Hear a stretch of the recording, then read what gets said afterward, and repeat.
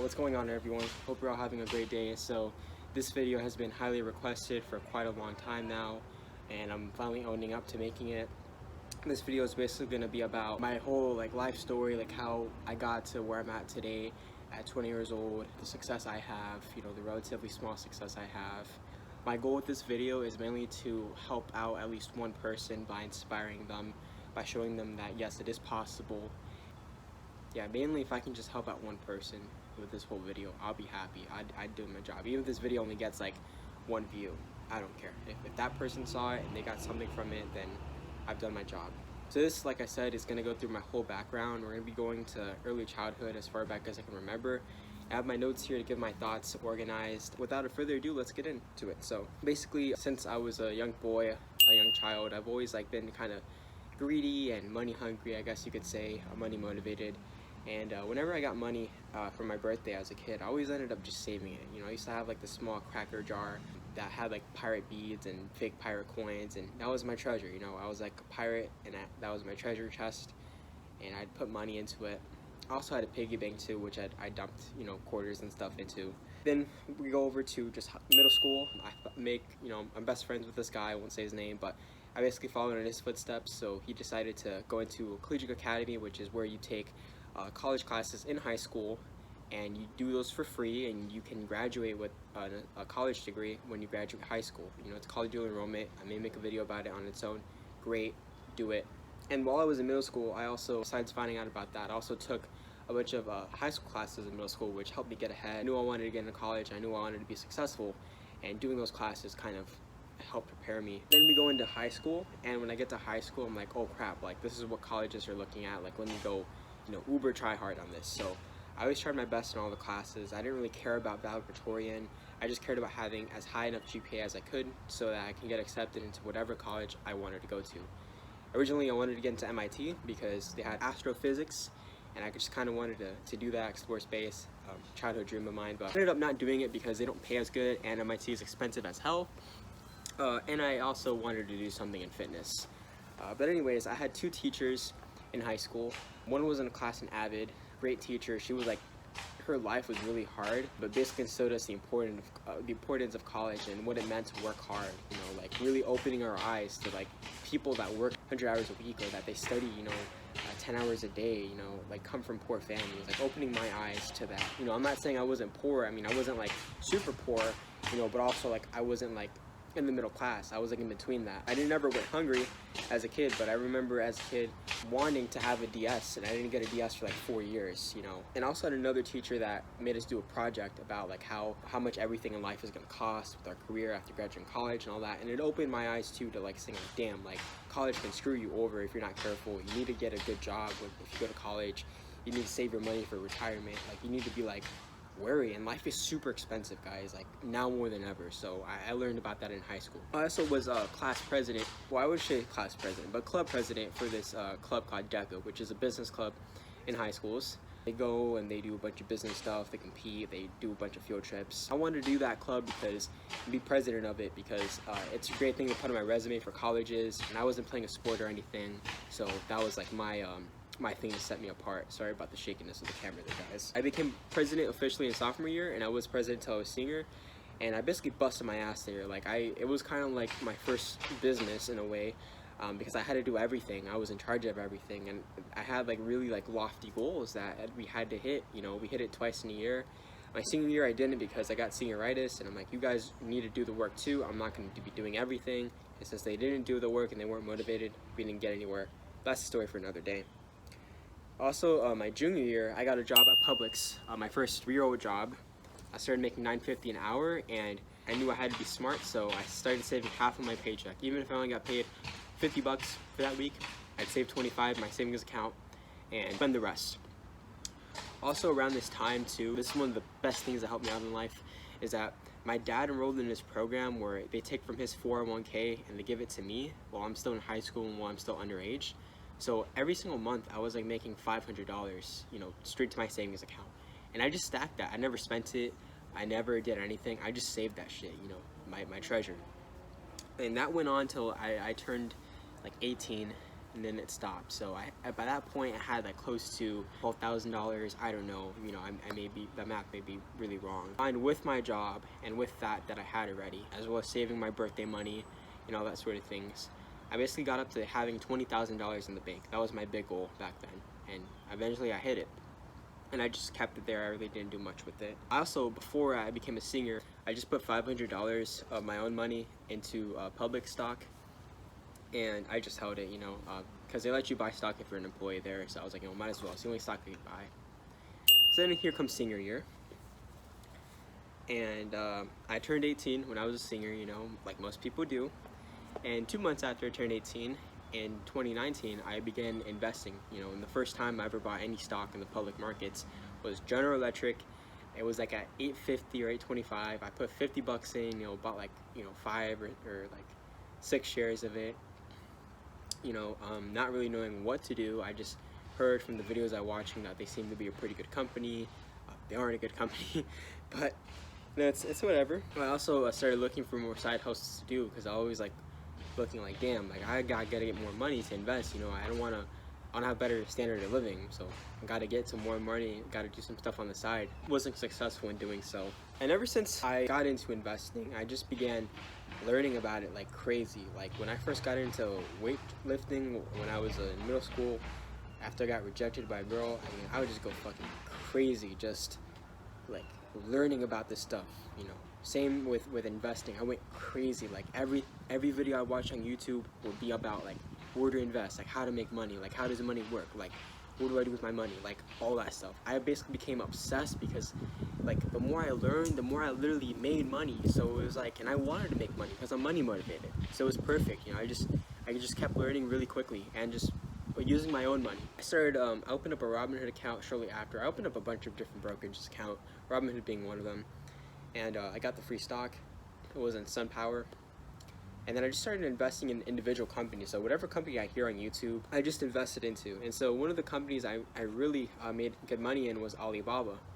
So I started buying Alibaba stock, JD stock, just like different company stocks. And I just did that while I worked as a senior. And then I got into dividend investing shortly thereafter. And I started buying dividend stocks because I just liked the passive income. I'm like, damn, like I could retire off of this. The best part of all, with my dividends, I can buy more dividends because it compounds. So I'm like, cool, let me go into this.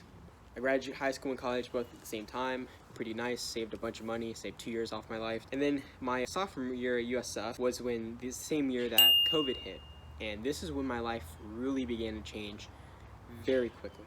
So we're getting into the juicy details now. During the big pandemic rush, a little bit before that, I started getting to resell stuff, and I mainly started like losing my money. I'm not a good product person. I'm just not good. I have terrible luck with it. Once I did that little venture, I lost like $500 basically. I started just working at Publix, putting more time there. During COVID, like they don't give us OT, but because there was just so like many people just rushing in, buying toilet paper, buying water, buying a bunch of food, like it was crazy to say the least. Bananas, craziest I've ever seen. We got OT. And I took full advantage of that because at the same time, the stock market was crashing back in February. And, you know, as you may or may not know, during recessions, it's the best time to make millionaires. You know, recessions takes away a lot of millions and it gives it to new people. And those are the same people who get it, or those that invest. So I wanted to get as much money as I can to invest it, even though I was only working at Publix. Couldn't really do much. So I got overtime for like 2 weeks, worked my ass off, you know, saving as much money, dumping it all into the markets. And I was like, well, you know, this recession thing might last a while. We don't know how long COVID's gonna last. And to my surprise, it only lasted a month. Then when Jay Powell turned on the money printers and we saw the stock went up a lot. During that same time, during around April, I started noticing that, hey, like there's a big demand for groceries. And people on Instacart must be making a killing with all the tips and whatnot. So that was basically what pushed me onto Instacart. And also I had a friend that I met in high school from DECA, and he was doing it too, you know. And I kind of talked to him about it. I'm like, hey, like what do I gotta do to get in? And he like helped me set my record straight to get in. I love that guy to death. You know, if it wasn't for him, I would not have the success that I'd have today. Honestly, God. I started signing up for Uber, for DoorDash, for Instacart, for all the ones I could get into. And I started doing them, you know, while I'm also working at Publix.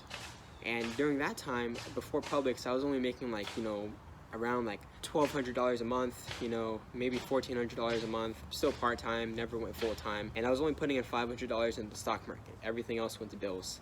So I couldn't really do much. But with Instacart, like I started making like $20 an hour. I started making a lot of money. Like at Publix, for me to make $100, I had to be there all damn day, like early morning to late at night. But then with Instacart, I could make $100 like in 4 or 5 hours. So that was a huge game changer. And I was working on my own. So that's when I really started funneling more and more money into the markets. I started putting thousands of dollars into the markets. And I started really growing my portfolio really quickly. But at that same time, I watched a video from this amazing YouTuber that also changed my life named Chicken Genius Singapore. I'll put his thing right over there. And he was just talking about Tesla stock. At the time, you know, I was a Tesla hater. I was a value investor. I saw Tesla was overvalued at the time. It wasn't, but that's what I thought. So I stayed away from it. But he was like, you know, buy Tesla stock, and you know, something about it like kind of got me onto it. I was also getting into Wall Street bets, and that made me be a lot less conservative as a person. I was like, you know, what the hell? Like, I'll buy some Tesla stock, whatever. So I put $20 in May on my Cash App. It does really well, you know, and I keep learning about Tesla. You know, I keep getting hooked on Tesla because it was fun to be a Tesla investor. It was fun to be a Tesla bull. You felt like you were part of a community, a part of people that were risky but that were making a lot of money. So that's when I got into Tesla. Started putting more and more money in it, and I'm like, damn, like, I may not believe in this company, but the stock's not going down, and it just keeps going up. So I keep, you know, throwing a bit more money into it, from $20 to $50 to hundreds every month. I still keep putting money into other tech stocks and other dividend-paying stocks. Then I learned about selling options. I'm like, damn, like if I just use my dividend portfolio, I can be making like hundreds of dollars each month versus like the 50 bucks I was making every 3 months.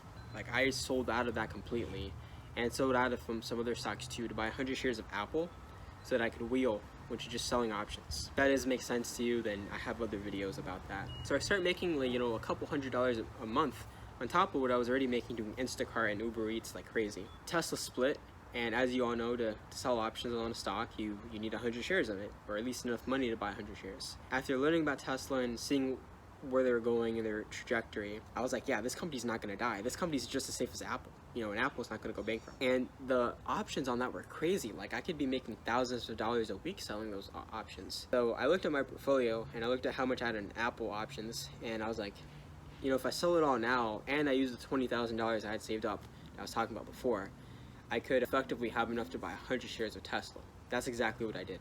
You know, I talked to my girlfriend, I'm like, should I do it? And she's like, you know, I trust you, go for it. So I did it. Did a bunch of shit, like bought Robinhood Gold so I can invest money in there quickly, started buying like lots of shares at Tesla, going all in into Tesla, really concentrating into Tesla, because I'm like, you know, like my rationale was that it's not gonna go bankrupt, it's just as safe as Apple, but it's like buying Apple, instead of like, it was like buying Apple in 2007, both more upside.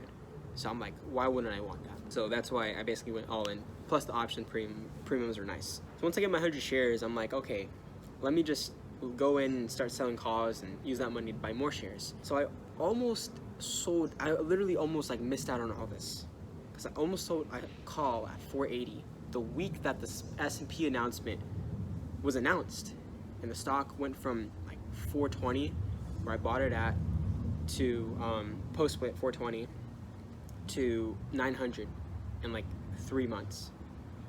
So had I sold that call, I would have missed out on a lot of money. Luckily I didn't. And to this day, I still won't sell covered calls on Tesla. No way.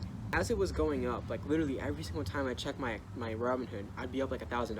I was like up $1,000 every single day. This is unheard of, right? I was literally like getting like 20% returns each month, 30, 40% returns, 70% returns on my net worth each and every month, thanks to Tesla. I still kept buying Tesla, and I still kept working hard, and I saved up enough money in that time to have enough money to basically wheel Lemonade.